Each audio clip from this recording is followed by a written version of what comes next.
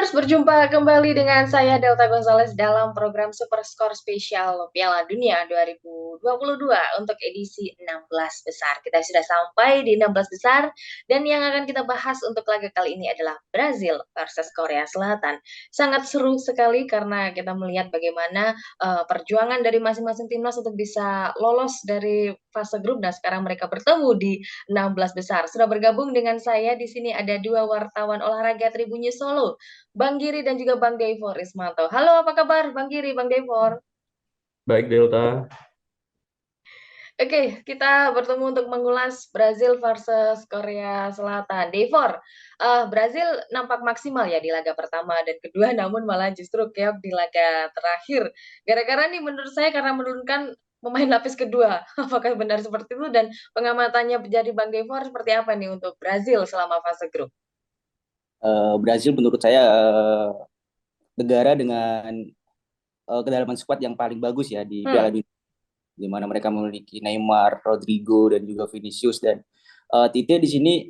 Brazil kan selama ini terkenal dengan jugo bonito mereka ya, ya. bermain dengan mengandalkan skill individu. Namun Tite mencoba merubah filosofi tersebut dengan bermain lebih kolektif, di mana di dua pertandingan saat melawan Serbia dan melawan Swiss, itu kiper dari Brazil Alisson dibuat nganggur dengan nol shot on target yang diterima oleh Brazil. Jadi begitu dominannya Brazil saat di dua pertandingan awal. Dan mengapa Brazil kalah di pertandingan akhir, ya betul yang dikatakan Mbak Delta. Tite merubah bahkan 11 permain starting lineup mereka saat Hmm. menghadapi Kamerun di laga terakhir. Dan sebenarnya bermain tidak buruk-buruk amat, mereka menguasai pertandingan, mereka mampu menekan dan tampil agresif, namun gara-gara kecolongan lewat gol Abu Bakar di menit akhir ya, jadi Brazil kehilangan poin. Dan Brazil sangat tampil meyakinkan di babak penyisihan grup.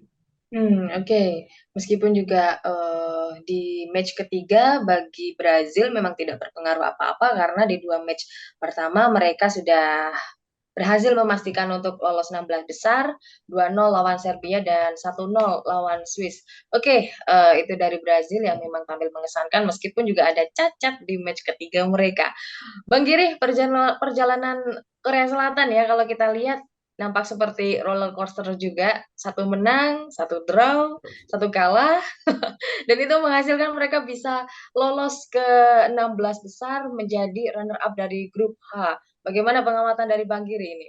Baik, Korsel sendiri ya, saya pikir mereka lolos ke 16 besar. Selain kerja keras, pasti ada faktor luck ya dengan Hmm, jumlah poin mereka yang sama dengan Uruguay saat itu. Uruguay, ya, Dan mereka nobar ya setelah ya betul. pertandingan Setelah karena pertandingan. Uruguay belum berakhir. Tapi di sini yang akan saya garis bawahi adalah penampilan Korea Selatan sendiri memberi kejutan pada match terakhirnya, di mana Hmm, mereka statusnya tidak diunggulkan, tapi justru malah mengalahkan Portugal ya dengan hmm, hmm, hmm. skor 2-1. Dan yang eh, menjadi sorotan negatif adalah pertahanan Korea Selatan.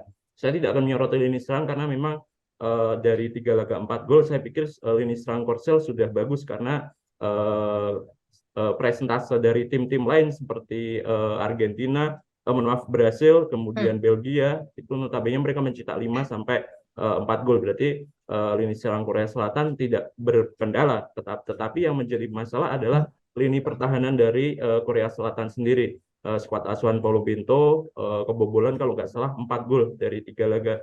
Jadi ini menjadi pekerjaan tersendiri sih untuk Korea Selatan menghadapi Brasil yang apa yang dikatakan Bang Devor tadi, kedalaman skuadnya mumpuni.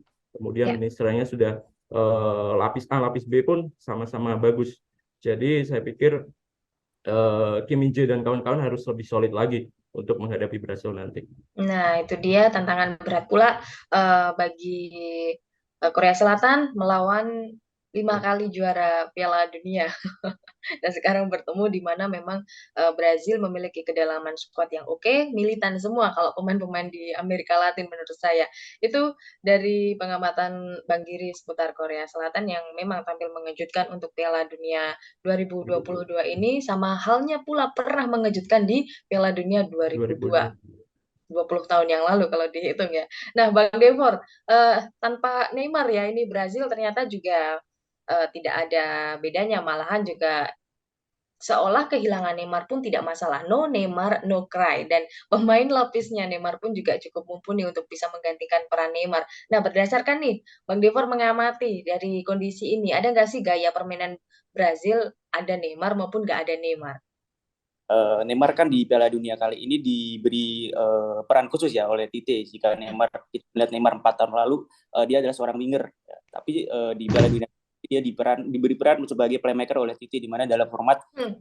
4-1. Jadi apakah Brazil berbeda ketika ada dan Neymar? Jawabannya adalah iya. Saat menghadapi Swiss contohnya, Tite lebih memilih untuk menggantikan posisi Neymar di lini tengah oleh Fred dan Lucas Paqueta yang sebelumnya bermain sebagai gelandang bertahan maju ke depan untuk menjadi seorang playmaker, dan di situ terdapat kurangnya kreativitas ya di lini tengah Brazil saat menghadapi Swiss, di mana harus menunggu hingga menit 83 untuk menjebol gawang Swiss yang dijaga Jan Sommer. Dan Tite dengan lini tengah mereka yang seperti itu akhirnya memberi transformasi posisi lagi oleh Rodrigo yang adalah winger menjadi seorang gelandang serang, dan terbukti saat Rodrigo masuk Brazil mampu mencetak gol, dan asisnya adalah dari seorang Rodrigo yang memberi umpan kepada Casemiro. Dan di sini walaupun Brazil masih mampu memenangkan pertandingan, namun peran Neymar begitu dibutuhkan ya, karena dia adalah seorang superstar di sana, menjadi top skor kedua ya di timnas Brazil dengan 66 gol kalau nggak salah, hanya 11 gol dari seorang Pele. Jadi Brazil membutuhkan sekali Neymar untuk lini tengah Brazil, yang nampaknya Neymar akan bermain karena terakhir kali saya baca bahwa dokter sudah mengatakan bahwa Neymar sudah dalam kondisi yang bagus, dia sudah ikut berlatih. Namun apakah Titi berani mengambil resiko atau tidak, itu menjadi tanda tanya. Nah, itu dia. Jadi memang sudah ikut latihan tipis-tipis, tapi belum tentu dan mungkin bahkan akan sangat riskan kalau Neymar diturunkan 90 menit full. Karena juga dari dulu penyakitnya Neymar memang selalu bermasalah dengan ankle-nya. Jadi bisa jadi keluar tapi tidak 90 menit full. Nah, kita bergeser dari Neymar, ternyata ada kabar buruk lagi yang menerpa skuad Brazil. Ada Alex Telles dan juga Gabriel Jesus yang mendapatkan cedera saat di laga terakhir melawan Kamerun ya, yang akhirnya kalah 0-1. Nah, ini bagaimana ini? Gabjes tidak bisa membela skuad Brazil, dan kabar lebih buruknya lagi, dia harus menjalani operasi dan juga harus rehat selama 3 bulan. Nggak cuma buat Brazil, tapi juga sepertinya buat Arsenal pula ini kabar buruknya. Ya, Bang Uh, Devor. Kalau untuk timnas Brazil nampaknya karena mereka memiliki Richarlison ya, sebenarnya Gabriel Jesus kan Hmm. dua istilahnya, karena Tite lebih memilih seorang Richarlison untuk menjadi penyerang tengah andalan mereka. Jadi kalaupun tidak Hmm. ada seorang Gabriel Jesus tidak masalah. Pun di Ya. bangku cadangan ada Pedro yang bermain untuk Flamengo dan mencatatkan lumayan gol, 15 gol di musim ini. Jadi tidak Hmm. adanya Gabriel Jesus mungkin tidak terlalu masalah untuk skuad Brasil sekarang. Dan pun juga Alex Telles pun juga menjadi lapis kedua dari seorang Alexandro. Jadi kita masih akan mampu meramu strategi mereka dengan skuad yang dimilikinya sekarang.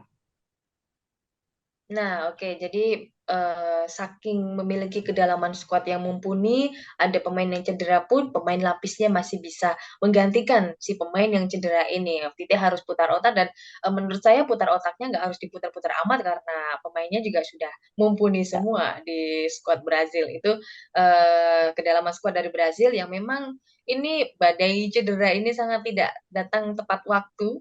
Pas banget di 16 besar, di mana memang Brazil harus mengejar, dan menurut saya saat lawan Korea Selatan ini akan terjadi saling kejar-kejaran gol ya, karena juga tensi mereka sangat tinggi. Ini baru babak 16 besar. Bang Giri, ambisi dari Korea Selatan memang apa ya, memang sangat besar ya di sini. Mereka tidak mau terhenti begitu saja di 16 besar seperti di edisi 2010 kemarin ya. Dan saat kita lihat laga Korea Selatan versus Ghana, bagaimana kita tahu Korea Selatan menggempur habis-habisan pertahanan Ghana, meskipun juga akhirnya waktu itu harus kalah 2-3 dari 2-3. Ghana, betul. Dan Brazil akan menjadi tantangan yang begitu berat di sini. Nah, gimana nih dari faktor teknis maupun non teknisnya dari Korea Selatan? Apakah mungkin Son dan kawan-kawan bisa melalui keberatan ini?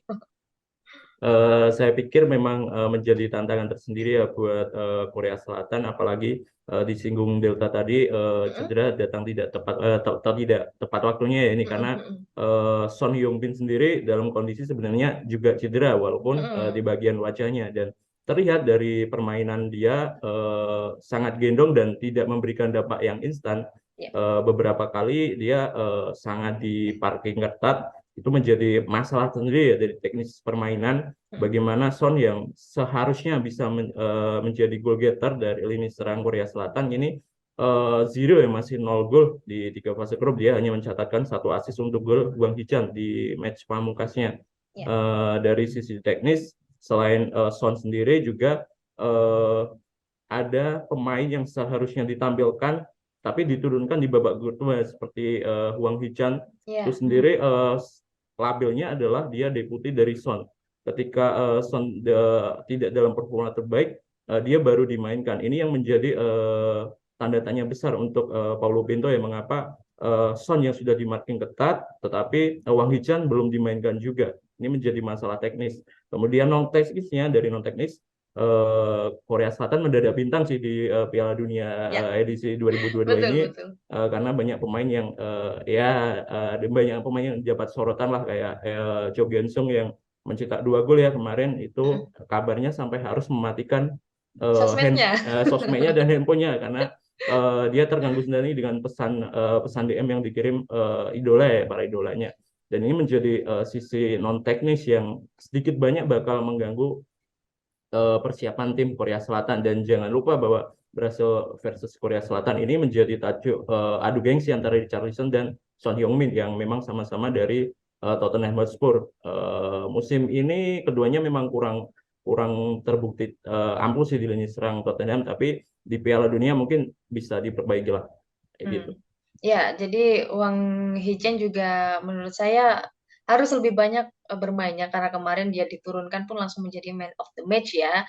Dan memang kebanyakan di selama fase grup ini Piala Dunia 2022 yang menjadi man of the match didominasi oleh pemain-pemain yang datang dari Liga Inggris yang sudah merumput di Liga Inggris, dan ini membuktikan kalau Liga Inggris memang benar-benar liga yang sangat kompetitif di dunia, menghasilkan pemain-pemain yang bisa menggendong timnasnya masing-masing. Oke, lantas tadi sudah disebut non teknis dan juga teknisnya dari Bang Giri. Masih di Korea Selatan kita lihat komposisinya, eh, apakah cukup seimbang antara pemain lokal dan juga pemain luar negeri di skuad Korea Selatan sendiri?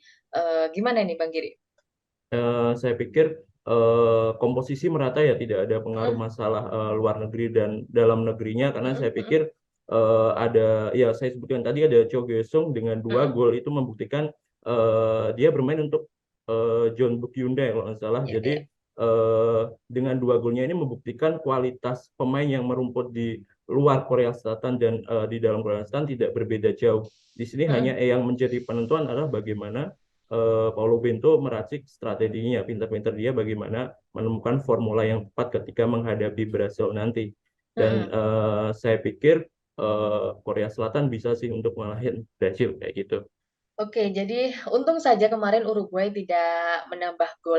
Kalau menambah gol, Uruguay yang lolos di sini ya. Dan Korea Selatan, tangis Son kemarin itu bukan tangis kebahagiaan, bukan tangis haru, tapi justru menjadi tangis sedih. Dan tangisnya Suarez justru malah menjadi tangis kebahagiaan Aja. kemarin. Tapi benar kata Bang Giri tadi, Korea Selatan juga mendapatkan keberuntungan lolos ke 16 besar ini. Nah, itu dari Korea Selatan yang memang kombinasi yang sangat beruntung, yang sangat cocok banget dan tidak terlalu apa ya, ada pengaruh yang besar, maksudnya pengaruh negatif yang besar antara pemain lokal dan juga pemain luar negeri, justru menjadi keuntungan tersendiri bagi Paulo Bento untuk bisa meraciknya.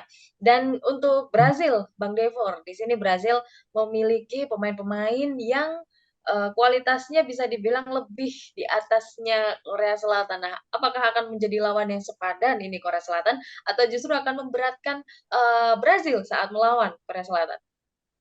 Kalau menurut saya Korea Selatan berada satu level di bawah Brazil ya, karena Hmm. secara bahkan di pertemuan terakhir Korsel harus dibantai dengan skor 5-1 melawan Brazil gitu. Dan yang menjadi sorotan tadi di Mas Giri sudah membahas adu tajam antara Son dan juga Richarlison.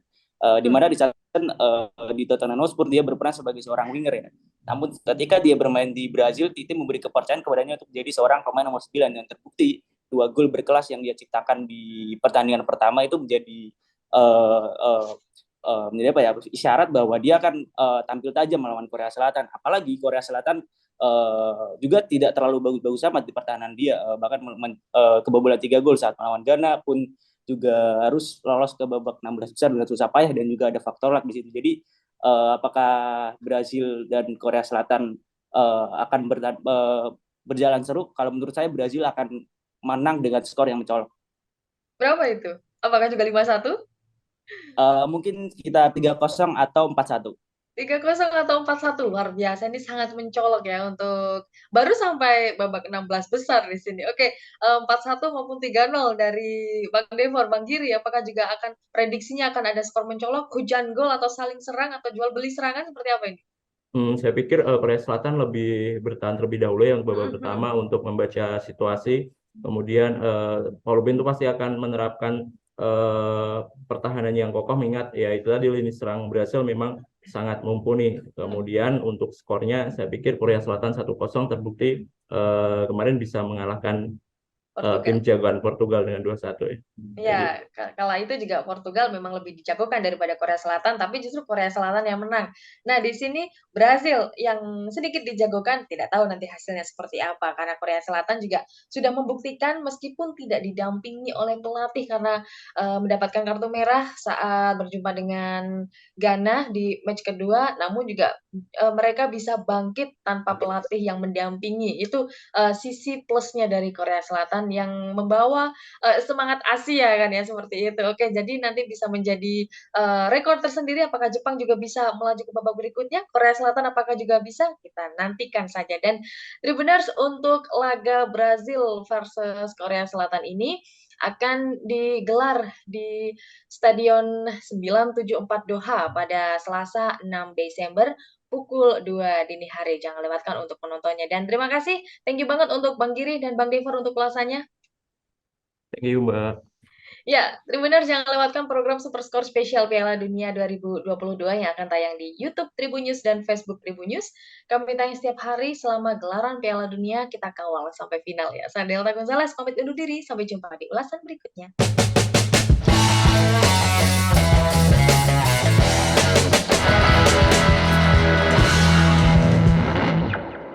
Terima kasih sudah nonton. Jangan lupa like, subscribe, dan share ya.